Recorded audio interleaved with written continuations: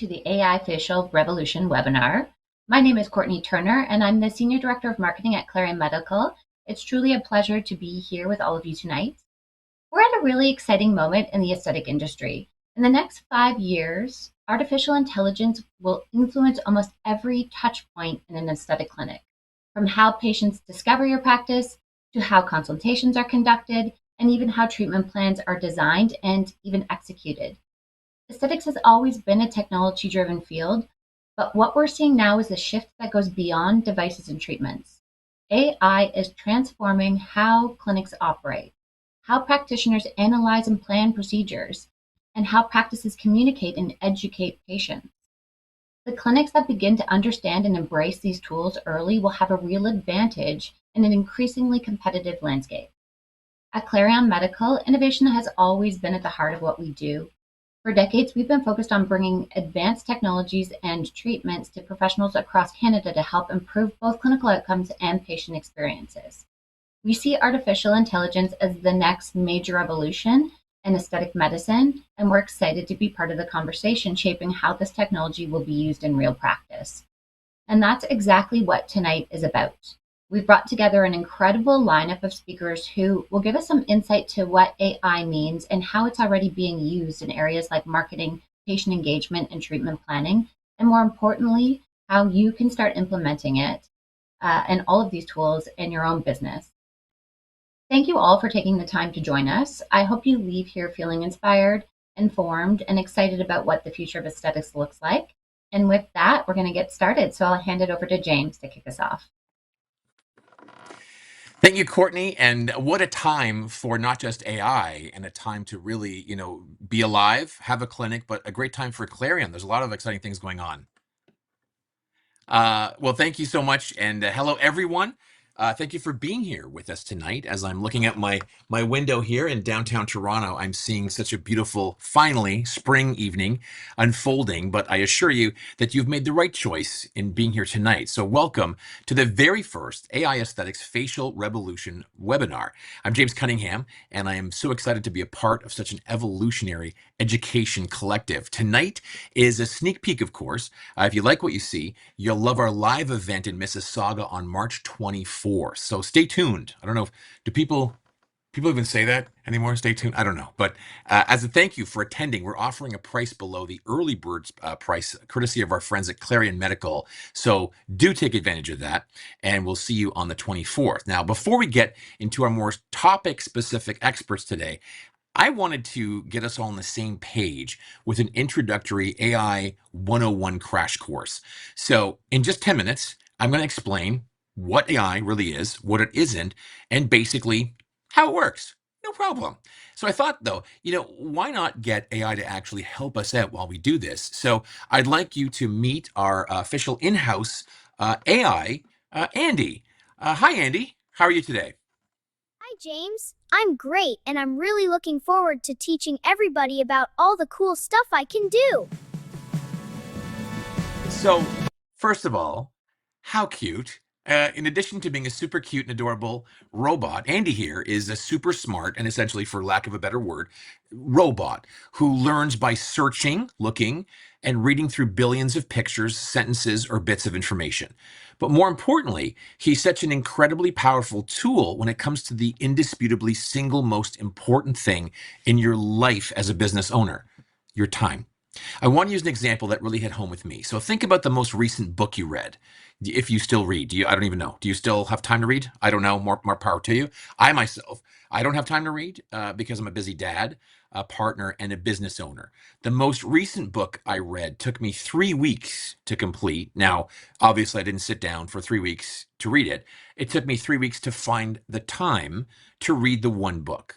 I'm busy. We're all busy. I'm busy with scheduling, payments, taxes, sales, and the million things that take up my time running a business. So the actual book only took me 6 hours to get through, but let's use that as my stat. Okay, so it takes James 6 hours to read one book. Okay, so now this is actually not the book I read, but this is a plug for my cookbook, Eat Street, that I had. Anyway, we're going to talk about that. It takes me 6 hours to read one book. Andy here doesn't have scheduling or taxes or sales to worry about. All he has is time to focus on what you want him to focus on. So if we told him to read one book, he could not only read it, but he could ingest it, he could analyze it, he could understand it from cover to cover in a few seconds. Now, if we gave Andy 6 hours, he could read 16,000 books. If we gave him 3 weeks, he could read every book in the Library of Congress 600 times cover to cover. Not only that, but he could analyze it, compare it, and find patterns that it would learn from in all those books.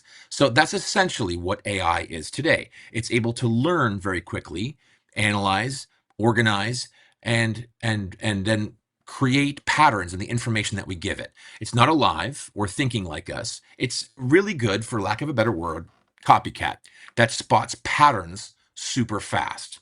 But we have to provide it with the library and tell it what we need it to look at for while it's reading. So how does it do it, and how do we teach it or train it so it'll give us exactly what we need from it?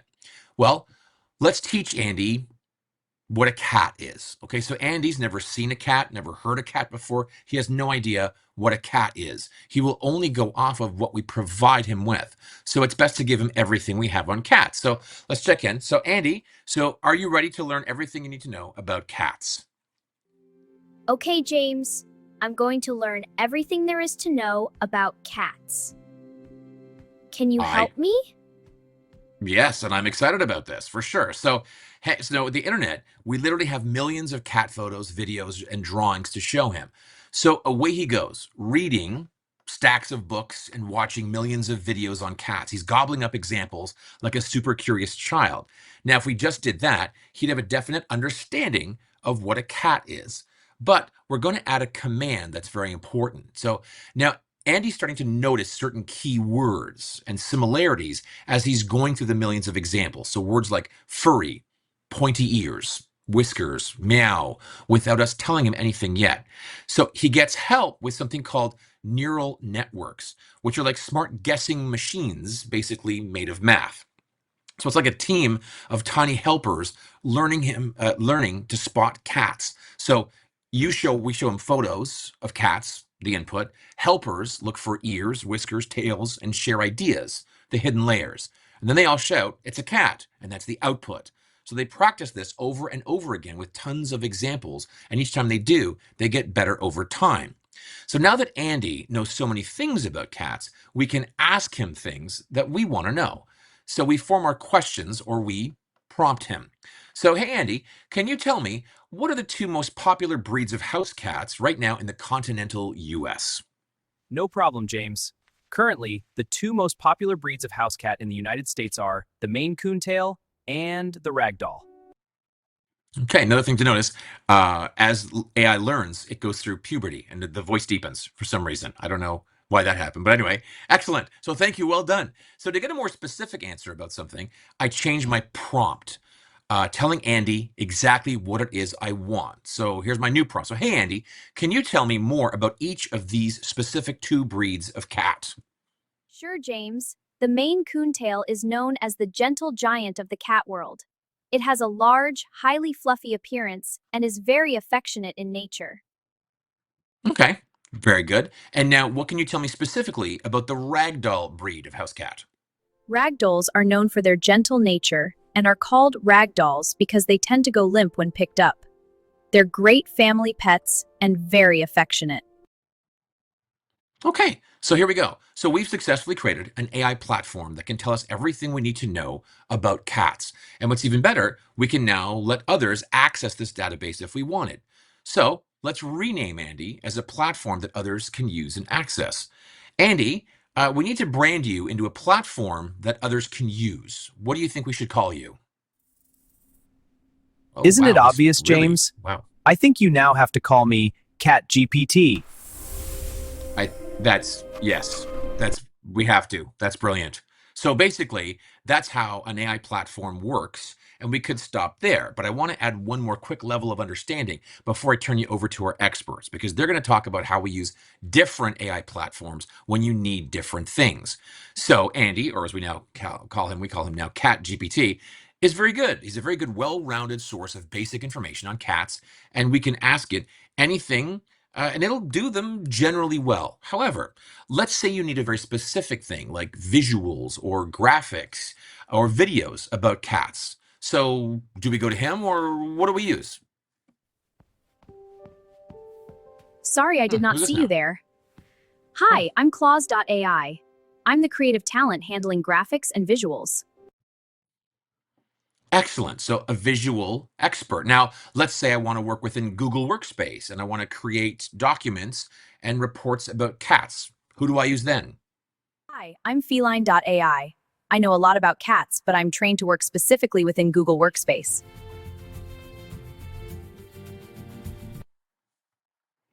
So there you have it. So each platform can give us completely different perspectives depending on what you want to do with it. So the key is to know what you're trying to do.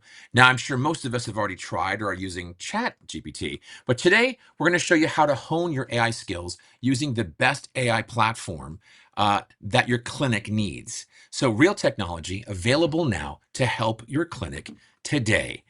And this is where I'm going to hand it off to our experts today. It gives me great pleasure to introduce our first AI expert. Our first AI expert. Oh, and by the way, as you're watching each of our experts today, notice the question button. If you just hit that question button below there, and okay. Our question button right under there, and we'll have any questions answered at the end. But do please fill those boxes, those chats up with questions, because our experts today are full of knowledge, and we want to make sure that each and every person here gets exactly what you want out of our webinar today. So please hit that question button and ask as many questions as you possibly can. Now, quick warning, I'm going to do a plug again for our one-day summit, Mississauga, on March 29th. And to remind you, we'll be giving out a code at the end of the broadcast, offering a price well below the early bird, courtesy of our friends at Clarion Medical. All right, let's meet our first AI expert, and she is incredible. It's Amanda, the trailblazing tech and media executive who's shaking up advertising culture and clinics with real-world AI. No buzzwords, just results. Featured in Forbes, Wired, Mashable, and more, she shows Toronto luxury marketers how to instantly generate killer ad copy, images, and videos in your brand voice. Then auto test hundreds to crush clicks, sales, and ROI in 2026. She can give her clients an unfair edge, cheaper ads, hyper personal targeting, and full bookings. And if I had hair, I would do exactly what she's doing with it. Ladies and gentlemen, our very first AI expert, the ever fabulous Amanda Dorenberg. Hi, Amanda. Oh my gosh, what an intro. Thank you. And I hope y'all love my hair too. It's such a pleasure to be here. Thank you, everyone, for joining. So grateful for your time. And today I'm here to talk to you about some very strategic marketing operation tactics that you can leverage within your everyday operations to help you garner more clients, but in a fashion that is very much in a real world. Um, let's just like provide some context to this. So imagine that your clinic is, you've got this luxury med spa, you're on a street that's like very high end, and everyone walking by kind of lives a lifestyle of luxury, and you have the opportunity to, in the real world, in everyday life, to potentially, just tap them on the shoulder and say, hey, if you are interested in luxury goods, luxury skincare, luxury aesthetics, or, any type of luxury treatments, our clinic is just around the corner. It's right around the corner from here. You should come check us out. So that essentially is what geofencing advertising does, but in the digital fashion. So you're not physically tapping somebody on the shoulder and saying like, hey, come by our clinic, but you can do that in this beautifully polite and, cordial way that you can garner these consumers, these luxury consumers. So instead of just kind of guessing who your clients might be and who may be interested in your business or in aesthetics or treatments, you can actually reach people based on where they physically are in the real world. And this is what's so critically important.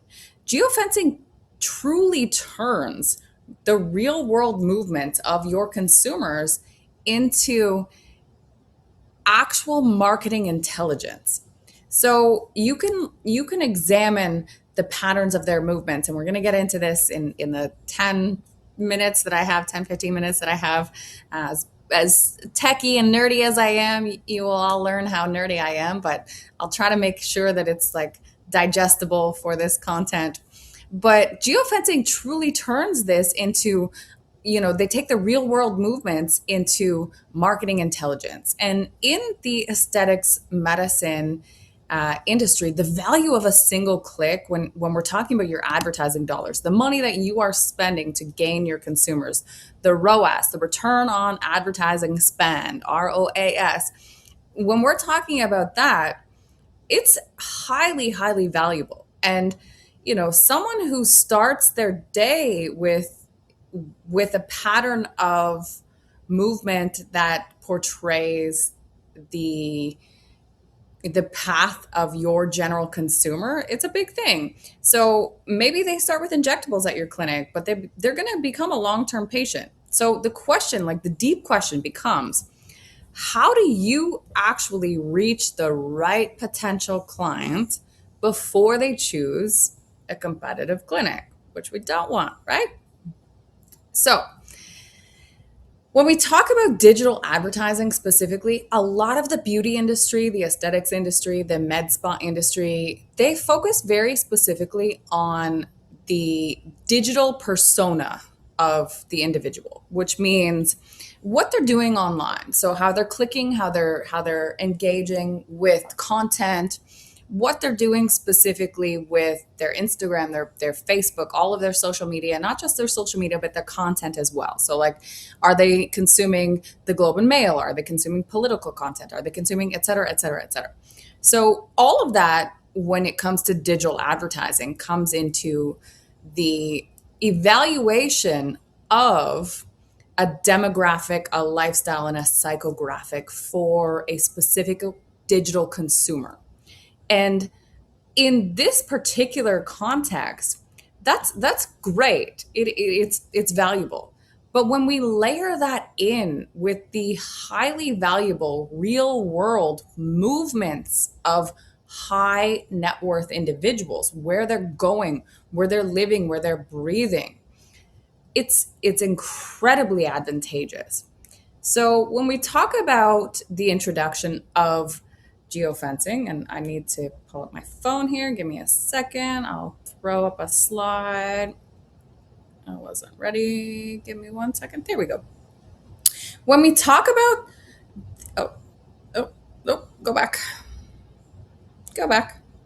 There we go. When we talk about what geofencing actually is, this is just top line, high level overview. In the context of how it can help you in your clinic and in your business, it truly draws your affluent consumer in their path to purchase. So in the advertising world, one of the biggest phrases is like path to purchase, contextual relevance. Like, how do we ensure that consumers are engaging with our content in a way that makes them want to actually click and convert, and I'm not just wasting my impressions, I'm not just wasting my ads. So when we layer in things like real world contextual advertising, where we can actually understand the path of what your clients do every single day. They wake up, we're talking about their affluent target market. So they shop in luxury retail spaces. They they probably belong to premium gym memberships. They likely live in a nice, affluent neighborhood. They have expendable income where they're able to, take care of themselves and spend additional funds on the facial aesthetics or the aesthetics overall. And so when we're looking at targeting this audience, there's no more guesswork in the sense of the digital advertising side of things.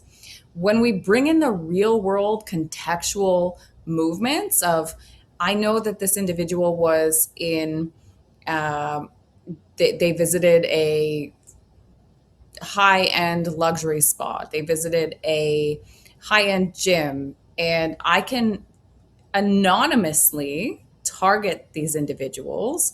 And this is the beauty of geofencing. It's all privacy compliant, it's completely anonymized. And what happens is when individuals enter into a boundary, which you as the advertiser define. So you could say, hey, I'm looking to target individuals in Yorkville, or maybe who went to Yorkdale Mall, or maybe who went to a specific retail store within Yorkdale Mall, because there are different, retailers there. We can get very specific, and the industry can get very specific with this technology, where when you geofence these locations, you anonymously identify the device. And once again, it's privacy compliant. There's no personal information ever taken.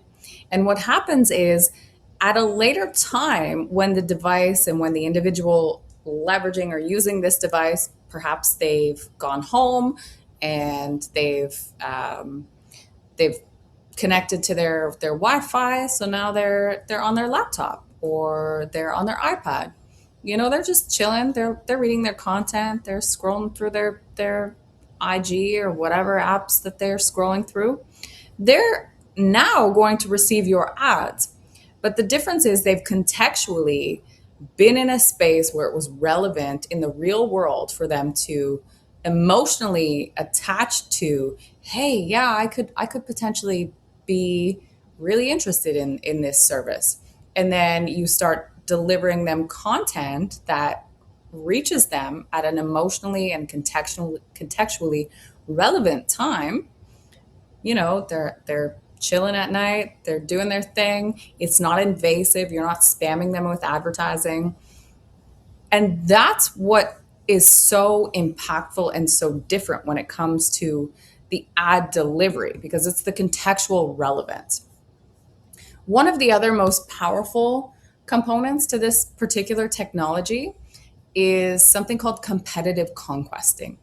And competitive conquesting means you can geofence your competitive retail locations, physical locations. So maybe your competitor has multiple locations, and you can geofence their physical addresses, their physical locations.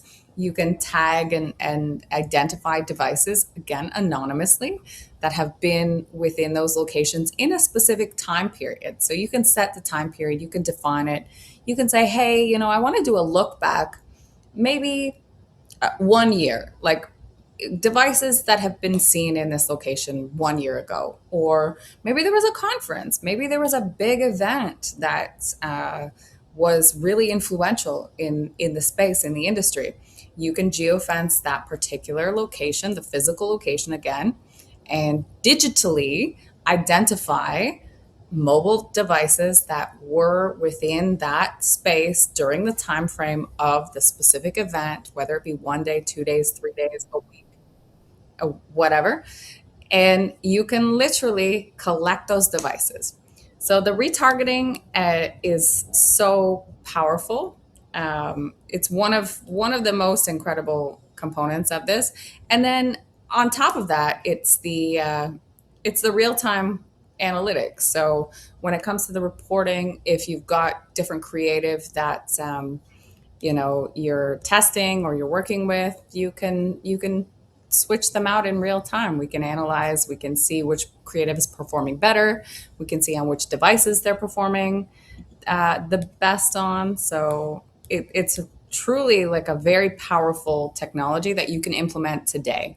And so I think, in closing, for aesthetic clinics, the geofencing opportunity definitely provides something extremely valuable, and the ability to reach potential partners and clients and patients who are in the real world living and breathing this lifestyle. Thank you, Amanda. Very informative. And you know what? Incredible technology. I know that a larger retail chains are using that whenever I walk by certain retail outlets. I'm like, woof, boy, this is crazy how they're knowing exactly where I am.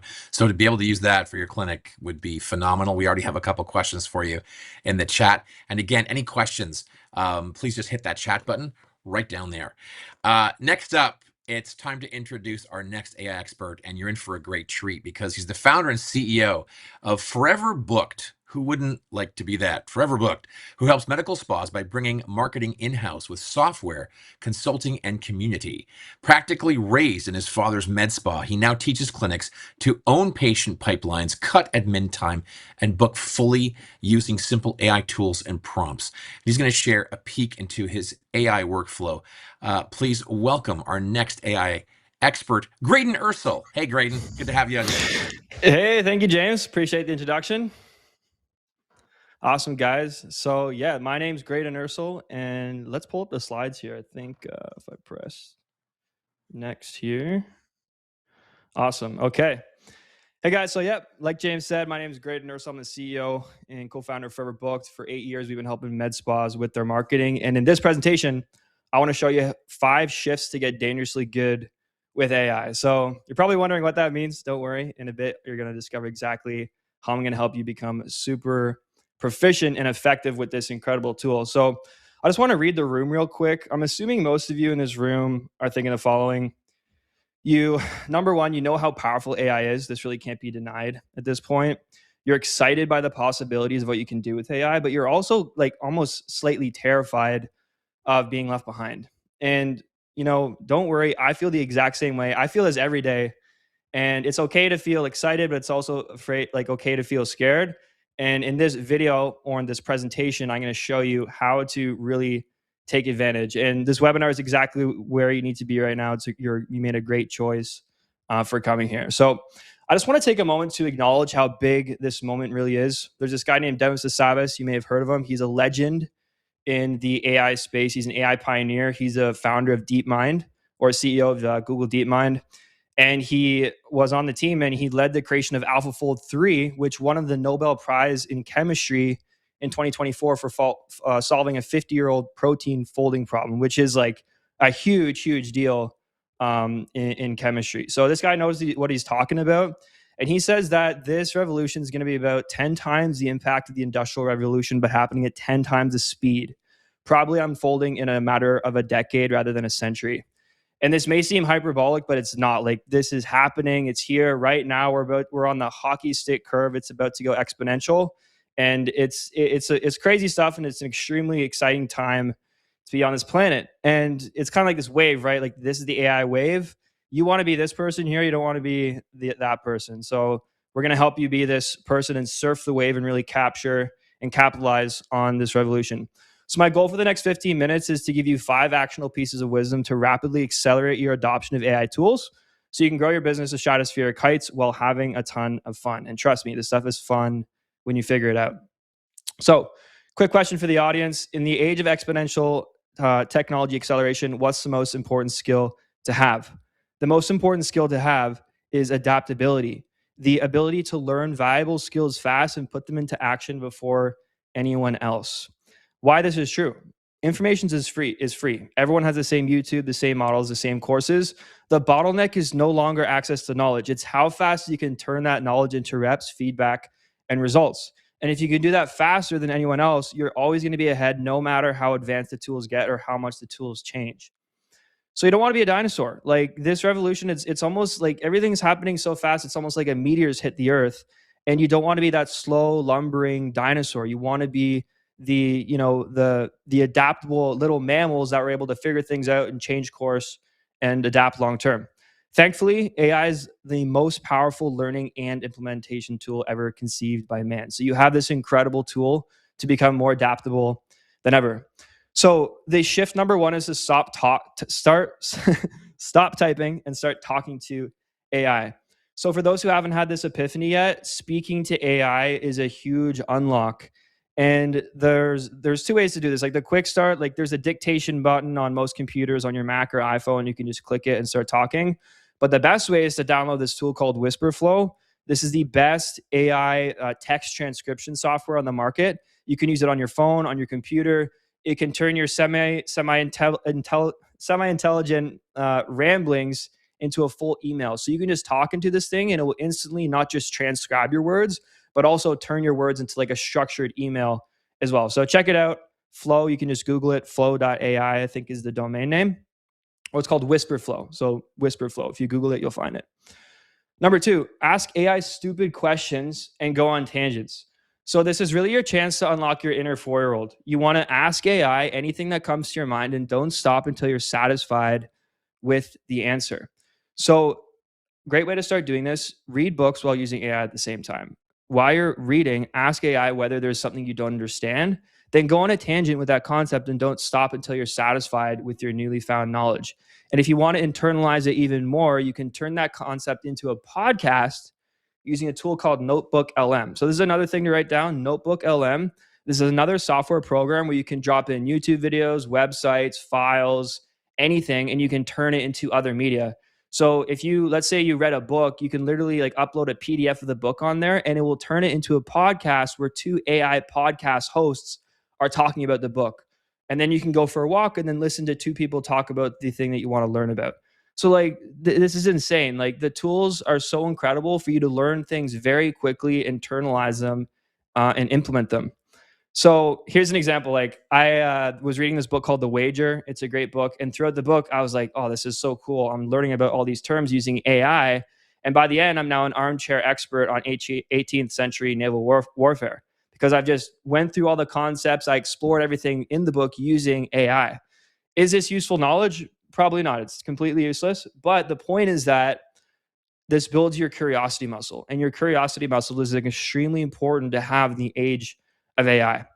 Number 3 is to practice AI daily and weekly. So just like going to the gym, you need to build your AI muscles or you're going to get left behind. And there's 2 types of practice for depth and breadth. So you want to practice every day, daily use. This will help you become fast and proficient with the tools.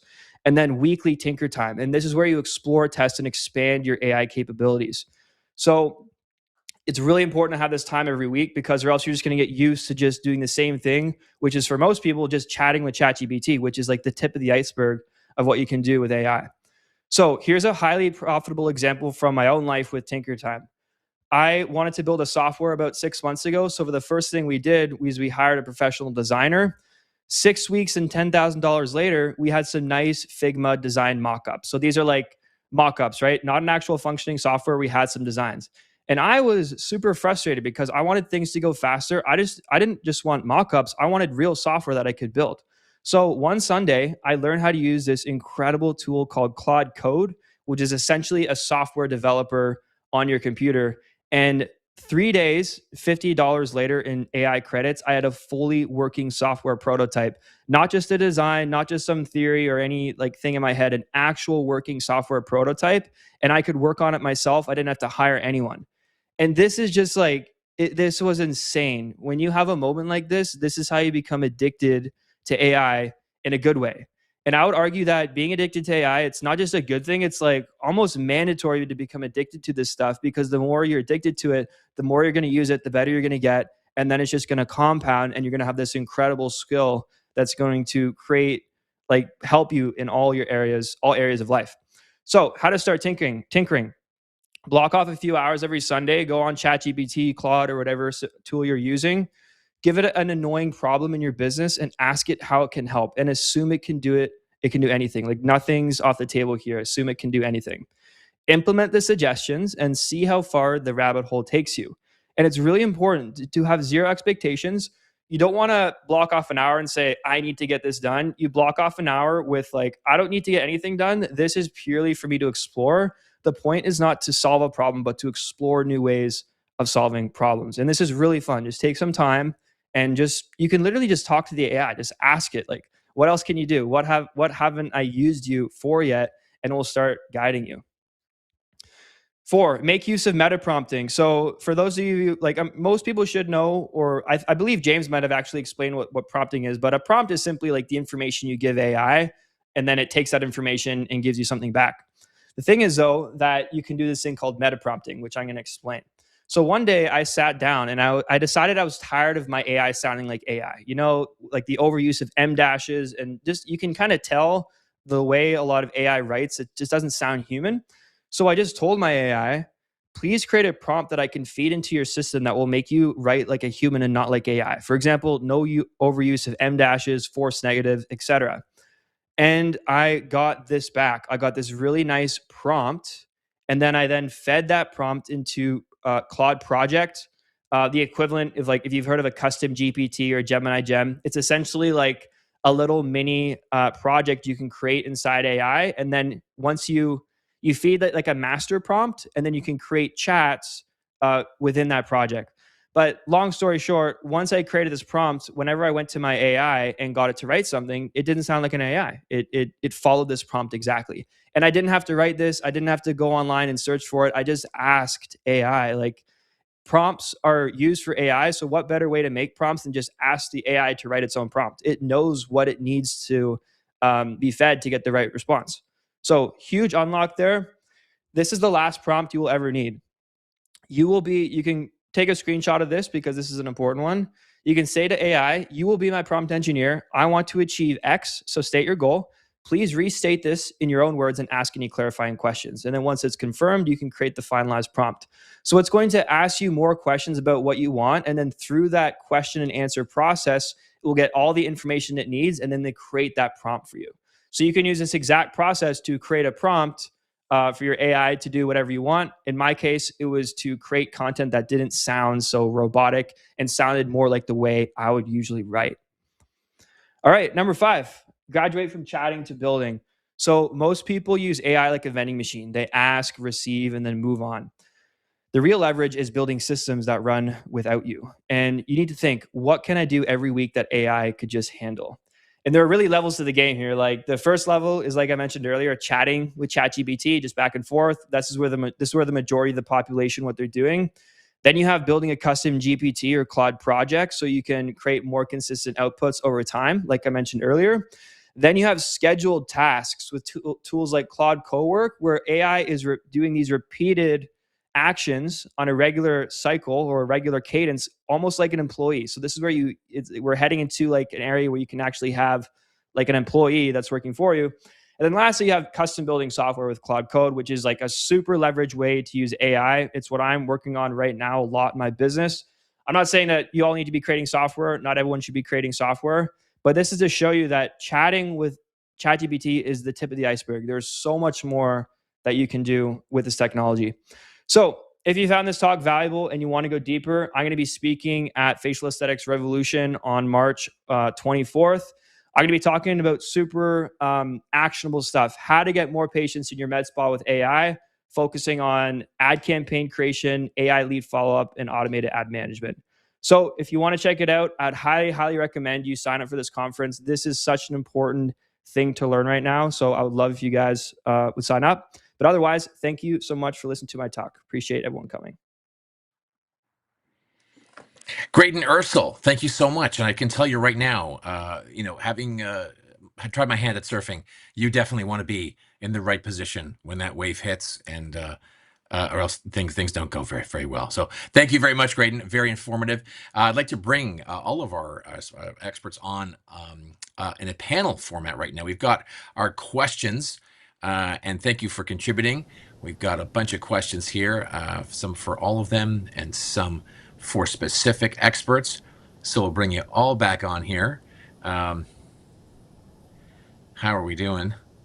All right.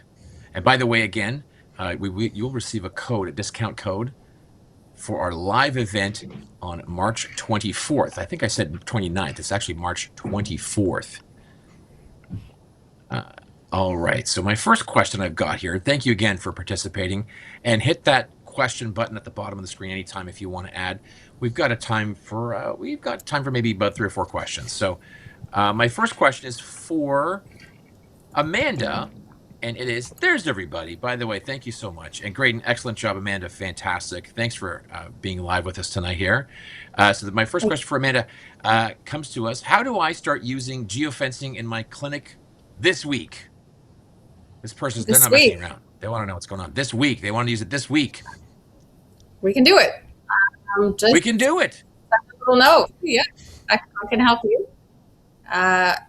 This type of technology can be implemented within hours, so we can start. We just have to analyze whatever the budget is within hours, optimized in real time. And you need to build out your strategy. The most important part in this, I know you're excited, you want to start immediately, but the most important part is to understand your demographic, your lifestyle, the consumer's movements, and what's unique to your specific clinic. So that's where we need to have a conversation, and then we can get it active. But that is the timeline. You can do it in a week. It could be up and running. I could do it tomorrow. Wow. Okay. Excellent. Good to know. Yeah. Graydon, question comes in. What is currently your favorite AI platform? So they change.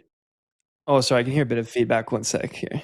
This is better. Yeah. So the AI platforms, they're always leapfrogging each other, right? Like OpenAI will have one model, then Anthropic, and then Gemini. They're always leapfrogging. Right now, my favorite is Claude for sure. So Anthropic's Cloud model, Opus 4.6 is like their best model right now. And it's the best model, in my opinion, for creative writing, which I do a ton of creative writing. I do a ton of copywriting. It's also the best model for software development. And for me, it's like hands down my favorite model right now. We'll see in 2 weeks, maybe some other model will come out, and like people will switch models all the time. But I really like Anthropic. I also like the ethics of that company. So I'll probably continue using them. They're definitely my favorite. Good call. Excellent. All right. Question for Courtney. So Courtney, you said the big fear is that AI is going to be replacing staff in clinics, and AI will not replace practitioners, but practitioners who use AI will likely have a massive advantage. Can you expand on that? Mm-hmm. I mean, I think that's a fear that a lot of people have, depending on their role. They hear about AI and they think it might replace me, right? And I think that that's a misconception that we have to work around. And I think we've had some great insights tonight about how we can get started. And it doesn't need to be this overwhelming thing to take on. We can start small and we can become quite comfortable with it.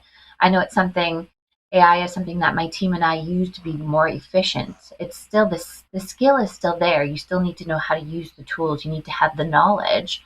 But I think by stepping in and getting into it and starting to use these tools, I mean, everybody's just going to be more efficient, and we're all going to grow together and evolve together through it. It really does feel, though, like we are, like Graydon, you were saying about that hockey stick point where it's just about to get massively exponential. And I mean, at every level in virtually every business, it's undeniably the most incredible force. And I mean, it's such a time saver, which I think is the most essential thing. So my next question, Amanda, what, in your opinion, what platform will improve your ROI? I don't necessarily ROI. What do you think?